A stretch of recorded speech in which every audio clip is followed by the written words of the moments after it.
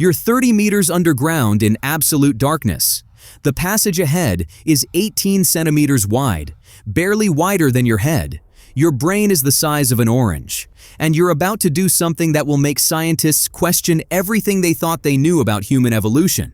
You shouldn't exist. Every rule of evolution says you're impossible. Your brain is too small to navigate these caves. Your hands are too primitive to make tools. You should have gone extinct millions of years ago. But you didn't. You thrived. For 2 million years. Meet Homo Naledi, the species that broke science. They had brains smaller than chimps, but buried their dead in ceremonies. They had curved ape fingers, but crafted precise tools. They lived in darkness so complete your eyes would create hallucinations trying to see, yet they navigated it like dolphins navigate oceans. But here's what will blow your mind. While your ancestors, Homo sapiens with their big brains and advanced tools, were walking above ground, Homo Naledi was living right beneath their feet. Two human species, same time, same place. One with tiny brains thriving in impossible darkness, the other with massive brains afraid of the dark. How does a species with a brain 1/3 the size of yours survive alongside giants? How do you navigate pitch-black mazes 30 meters underground without light? How do you bury your dead through passages so tight that modern humans need to remove their equipment to squeeze through? For the next few minutes, you're going to live a day in the life of the impossible. You'll eat what they ate, dirt-covered roots that destroyed their teeth. You'll climb through passages that would trigger every claustrophobic nightmare you've ever had. You'll discover how being inferior became their superpower, and you'll finally understand why scientists say Homo Naledi shouldn't exist, but did. Because 300,000 years ago, while our ancestors were conquering the world with big brains and complex tools, a species with chimp-sized brains was doing something even more incredible. They were making us question what it actually means to be human. This is their impossible story. And trust me, after watching this, you'll never think about human evolution the same way again. 30 meters below ground, where sunlight has never touched stone, she wakes, not to birdsong or morning light, but to the absolute darkness that only exists in the deepest caves. Her name would be lost to time, but 300,000 years ago in what would become South Africa, she is Homo Naledi, and this lightless chamber is home. Her fingers trace the familiar limestone walls, reading the cave like braille. That ridge leads to the main chamber. This depression holds yesterday's water. The smooth patch where countless hands have touched guides the way up. In pitch blackness that would paralyze modern humans, she moves with the confidence of someone walking their childhood home. Around her, 14 others stir.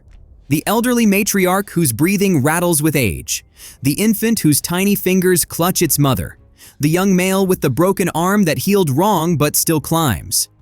They are a family, bound not by the vast savannas above, but by the limestone labyrinth below.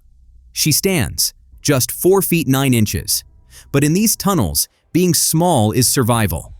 Her curved fingers, perfect for gripping rock, find the first handhold. Time to ascend. Not up a ladder or stairs, but through a chimney of stone so narrow her shoulders brush both walls. 18 centimeters at its tightest. A modern human's nightmare. Her highway. The ascent takes 20 minutes. Behind her, others follow, their breathing echoing in the narrow shaft. No one speaks. Sound behaves strangely here, sometimes carrying for hundreds of meters, sometimes dying within inches. They've learned when silence means safety. The darkness isn't empty. Sometimes other things use these passages. As she emerges into a slightly wider chamber, her nostrils catch it first, the faintest hint of smoke. Someone maintained the fire through the night.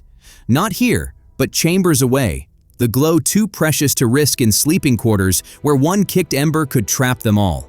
The smoke guides them now, a breadcrumb trail through the maze. Morning in the depths means something different than on the surface. No sunrise marks the hour. Instead, biological rhythms tuned to the cave's eternal night guide them. Time to seek food. Time to venture up, toward the dangerous boundary where their world meets the giant's realm above. Watch her move, and everything you think you know about evolution breaks. Her brain, 460 cubic centimeters, is barely larger than a chimpanzee's. By every rule science has written, she should be swinging through trees, not navigating three-dimensional puzzles in absolute darkness. Yet here she is, solving problems that would challenge modern cavers with headlamps and climbing gear. The tunnel narrows ahead. Not gradually, but suddenly, a wall with a gap barely wide enough for a child. She doesn't hesitate. Her shoulder blades, uniquely mobile, rotate backward. Her ribcage, more flexible than any human athlete's, compresses. Her curved fingers hook into invisible holds, and she flows through the restriction like water through stone. This is the Superman's crawl, though she wouldn't call it that. To her, it's simply the path. Belly to stone, arms extended forward, pulling with fingers while pushing with toes. The ceiling presses her spine. The floor scrapes her chest. Modern humans attempting this passage must remove equipment, exhale completely, and still sometimes get stuck. She navigates it carrying an infant on her back. Her anatomy is impossible. Legs built for walking upright like Homo sapiens. Arms and fingers curved for climbing like an Australopithecine. A shoulder joint that rotates like an ape's. Feet almost perfectly human. She is evolution's contradiction, built for two worlds, the trees above and the caves below, mastering both while belonging fully to neither. The dragon's back comes next. A ridge of rock with drops on both sides into darkness. In daylight, with safety equipment, modern climbers call it challenging. She crosses it by touch alone, her feet finding purchase on holds worn smooth by thousands of passages. Each step is memory. Her grandmother's grandmother crossed here. Her daughter's daughters will too. Behind her, a child whimpers, his first time making this journey alone. Without stopping, she chirps softly. Not words, but meaning. Follow my sound. Feel for my handholds. Trust the stone. The child's curved fingers, identical to hers, find the groove her family has worn into the limestone across generations. He crosses, trembling but safe. They are impossible by every metric. Too small-brained for complex navigation. Too human-bodied for ape-like climbing. Too ape-handed for human technology. Yet here they are, flowing through spaces that would defeat either of their evolutionary cousins. In these caves, being impossible is the only possible way to survive. Her teeth hurt. They always hurt. Half of them are chipped, cracked from years of grinding through the only food that grows down here. Roots coated in limestone grit, tubers filled with sand, underground treasures that come with a price measured in worn enamel and constant jaw pain. The foraging tunnel opens into a small chamber where water has collected. Perfect.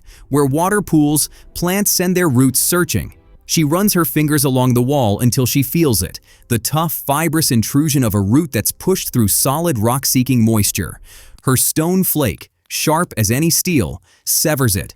The root bleeds white sap. Bitter, but calories. The real prize lies deeper. Following the root's path, she begins digging where wall meets floor. Not with tools. Her curved fingers are shovels enough. The soil here is different from the surface. Cave earth. A mixture of bat guano, decomposed insects, and limestone powder that turns everything into an abrasive paste. Each handful could be food or poison.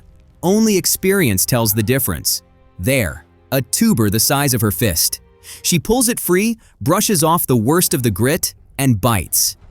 The crunch is audible, not from the plant, but from the sand embedded in its skin. Her molars, taller and more wear-resistant than any other hominins, grind through it. Each bite is like chewing sandpaper. This is why their teeth evolved differently, not for toughness, but for disposability. They wear down, chip away, but last just long enough. The children watch her technique, which roots to follow, where cave plants grow, how to test for poison. Tiny bite, wait. Another bite, wait longer. One mistake means death. She shows them the good earth, dark, moist, smelling of life, and the bad earth, gray, crystalline, that burns the throat. They must learn. Their baby teeth are already chipping. A successful morning yields enough for the group: roots, tubers, cave crickets collected in patient handfuls, and pale mushrooms that grow where bat colonies fertilize the stone. It's not much, maybe 1,000 calories for 15 people. But the surface offers more if they dare venture into daylight. If they risk meeting the others, the tall ones with smooth foreheads who've recently appeared in their world. She packages the morning's harvest in a pouch made from bat skin, one of the few animals that shares their vertical world. The meal will be bitter, gritty enough to wear teeth to nubs, and barely sufficient. But it's theirs, earned in darkness, seasoned with stone, eaten by people who shouldn't exist yet do, one painful bite at a time. The child hasn't moved in 2 days. His breathing comes in rattles that echo off the chamber walls. The fever started 5 days ago. A simple cut turned infection in the bacterial paradise of the caves. By any logic of survival, they should leave him, move on, let nature take what it will take anyway. Instead, she watches his mother drip water into his mouth, drop by patient drop. His grandmother chews roots into paste, making them soft enough for his swollen throat to swallow. His sister, barely older than him, maintains a small fire despite the precious fuel it consumes. 15 people, depleting already scarce resources, for one child who likely won't survive. This is the paradox that makes scientists scratch their heads. Brain size supposedly determines care capacity. Theirs are tiny, a third of modern humans. They should be operating on pure instinct: feed, flee, breed, repeat. Yet here they are, demonstrating compassion that would humble any species. The elder with the withered arm from a cave bear encounter 40 years ago. Someone fed him through recovery. The woman born with a twisted spine who can barely climb, she's their best firekeeper. The boy with the infected leg. They'll carry him through passages barely wide enough for one. Their small brains somehow contain enormous hearts. When evening comes, something remarkable happens. They gather around the sick child, not to make decisions about his fate, but to simply be present. One hums, a low vibration that carries through stone. Others join, creating harmonics that shouldn't be possible from beings with their cranial capacity. They're doing something that defies evolutionary logic. They're hoping. The child's fever breaks on the third night. Whether from the medicinal plants, the constant care, or sheer chance, he'll survive. Weaker, scared of the darkness that almost claimed him, but alive. His survival offers no evolutionary advantage. He's another mouth to feed in a world of scarcity. But when he opens his eyes, the entire group chirps in celebration, a sound that echoes through the chambers like laughter. This is what confounds anthropologists. Homo Naledi's brain was smaller than other hominins from the same period. Yet, they deliberately carried their dead through impossible passages to bury them in special chambers. They cared for the injured. They shared resources when hoarding would ensure individual survival. They lived Shakespeare's truth before Shakespeare's species even existed. It is not the size of the brain in the fight, but the size of the fight in the brain. Or in their case, the size of the heart that somehow, impossibly, their tiny brains contained. Noon at the cave entrance, that dangerous threshold where two worlds collide. She stands at the boundary, curved fingers gripping stone, eyes squinting against sunlight that feels like violence after the gentle darkness below. Above her, acacias spread their canopy. Below, the cave system stretches into cool infinity. She belongs to both. She belongs to neither. Her feet, so perfectly human they could wear modern shoes, itch for solid ground. But her hands, curved like living grappling hooks, pull her up the nearest tree with an ease that would shame any gymnast. This is the daily contradiction of being Homo Naledi, built for walking, designed for climbing, mastering both while fitting nowhere. In the trees, she's hunting, not meat. That's for the bigger-brained ones with their throwing spears and complex plans. She's after bird eggs, grubs beneath bark, and the sweet gum that bleeds from wounded branches. Her curved fingers, the same ones that navigate blind through stone, now read bark like scripture. That rough patch hides beetle larvae. This smooth section means recent leopard scratches. Avoid this tree at night. Below, on the ground, others from her group forage differently. Walking upright, their stride is perfectly human until you notice the subtle roll, the way their arms swing longer, how they're always within jumping distance of a climbable surface. They're terrestrial beings who never fully trust the ground. A crack in the forest, something large moving. Without thought, without conference, the entire foraging party flows upward. Not running to the trees, but becoming the trees, their curved fingers finding holds that shouldn't exist. In seconds, they're 10 meters up, invisible in the canopy, while below, a giant passes. Homo sapiens, taller, smoother-browed, carrying shaped wood, and wearing the skins of animals. The giant pauses, perhaps sensing observation, but sees nothing. How could he? He looks for beings like himself, ground dwellers who might hide behind trees. He doesn't look for the impossible, human-bodied apes or ape-handed humans who exist between worlds. This is their advantage and curse. Too human for the trees. Their bodies want to walk, run, explore horizontal worlds. Too primitive for the ground. Their brains can't compete with the giant's plans and projectiles. So they live between, neither bird nor snake, but something evolution shouldn't have allowed, yet somehow did. When the giant passes, they descend. Not down ladders or vines, but flowing between dimensions. Now terrestrial, now arboreal, now something altogether impossible. They gather what the trees and ground provide, then vanish back into the earth itself, leaving the giants to wonder if the shadows in the canopy were real or imagined. Between worlds is where impossibility lives. And impossibility, it turns out, is a perfectly valid survival strategy. The giants came with the rains 3 seasons ago. She watches them from the cave entrance, these impossible beings with their bubble-shaped skulls and strange straight spears. Homo sapiens, though she has no name for them except the tall ones. They stand where her grandfather once stood, drink from streams her people have used for 1,000 generations, hunt the same valleys. But they hunt differently. Yesterday she saw them kill. Not the desperate, dangerous dance her people do with prey, but something else. They stood far away, impossibly far, and through. The antelope fell before it knew death was coming. They have turned distance into a weapon. Her people must touch what they kill. These giants kill what they cannot touch. At night, their fires burn differently too. Not the careful, precious flames her people nurture in the depths, but wasteful blazes that light entire valleys. They fear the dark, she realizes. Need their fires to push it back. Her people live in darkness, navigate it like fish through water. Perhaps this is why they can coexist. The giants own the light. Her people own the shadow. But coexistence has rules, unspoken but understood. When the giants approach the cave system, her people retreat deeper. Not from fear. The passages that welcome her curved fingers would trap those broad-shouldered strangers. They retreat from wisdom. The giants have something more dangerous than strength or spears. They have tomorrow. Every sunset, she sees them planning, preparing, predicting.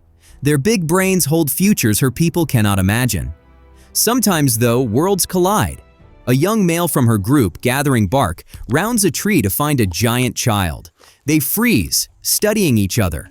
The giant child, perhaps 7 years old, already towers over the full-grown Naledi. But the Naledi's curved fingers could climb to safety in seconds. The child could throw stones with deadly accuracy. The Naledi could vanish into the earth itself. Neither moves, neither attacks. They are both children, recognizing something familiar across impossible evolutionary distance. The moment breaks when adult voices call, deep, booming sounds from the giants, chirping whistles from underground. Both children flee to their respective worlds. This is how they share the landscape. The giants take the open spaces, the daylight hours, the future. Her people keep the vertical world, the trees, the caves, the spaces between. They are ghosts to each other, myths, shadows at vision's edge. The giants probably tell stories about the small people who vanish into earth. Her people whisper about the tall ones who kill from afar. One day, she somehow knows this. Only the giants will remain. Their big brains will imagine her people out of existence. But today, two human species share one landscape, each impossible to the other, each surviving in the spaces the other cannot reach. The world is big enough for both. For now. The old one stopped breathing as dawn approached, 30 meters below where dawn means anything. They knew it was coming. His breath had rattled for days, echoing through the chambers like wind through broken stone. He was 40, ancient for their kind, and had taught 3 generations which roots wouldn't poison, which passages led to water, which echoes meant safety. Now his teaching was done. What happens next should be impossible. Their brains, barely 500 cubic centimeters, shouldn't comprehend death beyond its physical reality. They should leave the body where it fell, maybe push it aside, continue surviving. Instead, they begin a journey that will leave archaeologists speechless 300,000 years later. 6 of them lift the body, not dragging, but carrying, cradled with more care than physics requires. The journey ahead is impossible. Through Superman's crawl where the ceiling touches the floor, down the 12-meter chute where passage narrows to 18 centimeters, across Dragon's back where one slip means falling into darkness. They will carry their dead through passages that barely admit the living. The female leads, her aged fingers finding holds worn smooth by countless journeys. Behind her, they pass the body between them like a sacred bundle. Through the first squeeze, 2 hold him, while others climb ahead, then pull him through. His limbs, stiffening now, catch on stone. They whisper, not words but sounds of apology, of care, of grief that needs no language. The final chamber is special. No one lives here. No one visits except for this purpose. The walls bear marks, deliberate scratches that form patterns, crosshatches that might be counting, might be names, might be prayers to darkness itself. They've prepared a depression in the floor, not deep, but deliberate, shaped to hold what they've brought. They arrange him with precision that speaks of practice. Fetal position, knees to chest, facing the chamber's heart. His withered arm, the one the cave bear destroyed decades ago, they tuck carefully against his body. Around him, they place things: a sharp stone flake he napped, a root-digging stick worn smooth by his fingers, an eagle talon that meant something known only to him. One by one, they touch him. Not randomly, but specifically. Forehead, heart, hands. A ritual pattern repeated enough to become tradition. The children watch from the chamber entrance, learning death before they fully understand life, learning that even small-brained beings can honor what was and mourn what's lost. Then they leave him to the darkness, but not abandoned, placed, deliberately, in a chamber that requires impossible effort to reach, through passages that challenge every journey. They've spent calories they can't spare, risks they shouldn't take, for something that offers zero survival advantage. Later, scientists will discover 15 bodies in this chamber, all placed with similar care, all carried through impossible passages, all honored by beings whose brains shouldn't understand honor. But hearts don't need big brains to break. And perhaps, in the darkness 30 meters below, meaning that's all that matters. That they cared enough to carry, to place, to remember.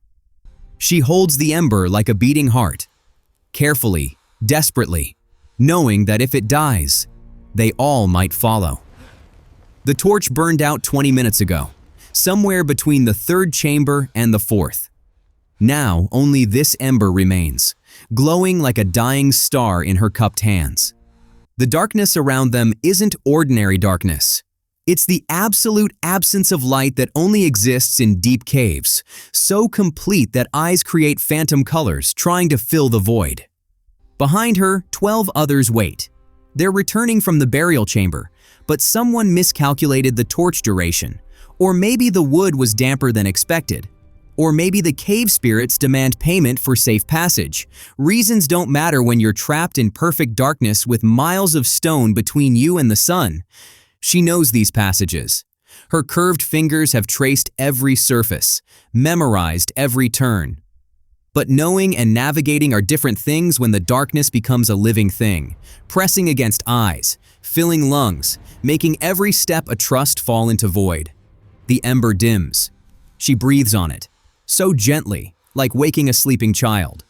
Too much air and it flares and dies. Too little and it suffocates. Her small brain might not understand oxidation or combustion chemistry, but her experience knows the exact breath that keeps death light alive. A child whimpers. In this darkness, fear breeds faster than bacteria. If panic starts, they'll scatter, lose each other in the labyrinth, die alone in darkness that never ends. She chirps, a sound that means patience, means trust, means follow. The ember responds to her breath, glowing brighter for a moment, throwing shadows that make the cave walls dance like living things. They need materials. Her free hand searches the cave floor while the other cups the ember. There, dried bat guano, not ideal, but flammable. She crumbles it onto the ember. It catches, smokes, creates just enough light to see the next few feet. Someone passes forward a piece of fur, shed from someone's clothing. It burns fast but bright, buying moments. The passages they navigate would challenge modern cavers with LED headlamps. They're doing it with an ember and faith, through squeezes where they must pass the light between them, down climbs where someone descends blind while another holds the light above, across voids where the ember's glow doesn't reach the bottom. Finally, impossibly, they smell smoke from the main chamber's fire. Living smoke, meaning safety, meaning home. The last 100 meters feel like miles, but they make it. The ember, now barely a red whisper, kisses the main fire and transforms back into flame. She sits, shaking. Not from cold, but from knowing how close darkness came to claiming them. Tomorrow, they'll venture deep again, for food, for water, for burials, for the endless necessities of impossible life. And they'll carry fire, knowing it might fail, knowing the darkness waits. But tonight, they survive the darkness. With an ember, careful breath, and the kind of courage that doesn't require a big brain. Just the will to keep breathing light into darkness, one careful breath at a time. By every rule written in evolution's book, she is impossible. Her brain, a third the size of the giants above, shouldn't navigate three-dimensional mazes in perfect darkness. Her curved fingers, built for trees, shouldn't craft stone tools. Her human feet shouldn't carry her ape-like shoulders. She is a contradiction given flesh, a paradox that breathes, a mistake that thrived for 2 million years. Yet here she stands, at the cave entrance, watching the sun set on another day of impossible existence. The anthropologists who will find her bones 300,000 years later will scratch their heads. How did a small-brained hominin survive alongside bigger-brained Homo sapiens? Why did evolution allow this anatomical confusion of primitive and advanced features? What ecological niche could possibly support such contradiction? They don't understand. Contradiction was her superpower. Too small for open competition, her people owned the vertical world. Too weak for direct confrontation, they became shadows. Too simple-brained for complex planning, they mastered the eternal present. Every disadvantage became an advantage somewhere else. Every impossibility opened a door others couldn't see. In the trees, those curved fingers made them acrobats. In the caves, their small bodies flowed through passages that trapped larger beings. Their wear-resistant teeth ground through foods others couldn't digest. Their flexible shoulders reached places others couldn't touch. They were evolution's Swiss Army knife. No single perfect tool, but something useful for every situation. The giants above ground needed complex societies, elaborate tools, planned futures. Her people needed only the moment. This handhold, this root, this ember kept alive. While sapiens built tomorrow, Naledi perfected today. While the big-brained imagined, the small-brained adapted. She watches the last giants disappear into their evening camps, their fires already blazing against the coming night. They fear darkness, need light to push it back, build entire cultures around avoiding the void. Her people embrace it, navigate it, make it home. Perhaps this is why they lasted so long. They lived where others feared to go. A child tugs her hand. Time to descend. Time to return to the darkness that birthed them, raised them, will claim them. She takes one last look at the world above. The trees they'll never fully own, the ground they'll never fully trust, the future they'll never fully see. Then she turns and descends, her curved fingers finding holds, her small brain solving problems, her impossible body moving through impossible spaces with impossible grace. Behind her, 14 others follow, the sick child now walking, the elder with the withered arm, the infant carried through darkness. They are Homo Naledi, the species that shouldn't exist, the evolutionary mistake that lasted 2 million years. The small-brained hominin who buried their dead, mastered fire, navigated darkness, and shared the world with giants. They survived not despite their impossibility, but because of it. In a world of specialists, they were generalists. In a world of size, they were small. In a world of light, they were darkness. They were impossible. And for 2 million years, impossible was enough. Until it wasn't. But that's tomorrow's story. Tonight, in the darkness 30 meters below, meaning 15 impossible beings share impossible meals, tell impossible stories, and prove that sometimes the universe allows contradictions to thrive. Sometimes shouldn't exist is exactly what should.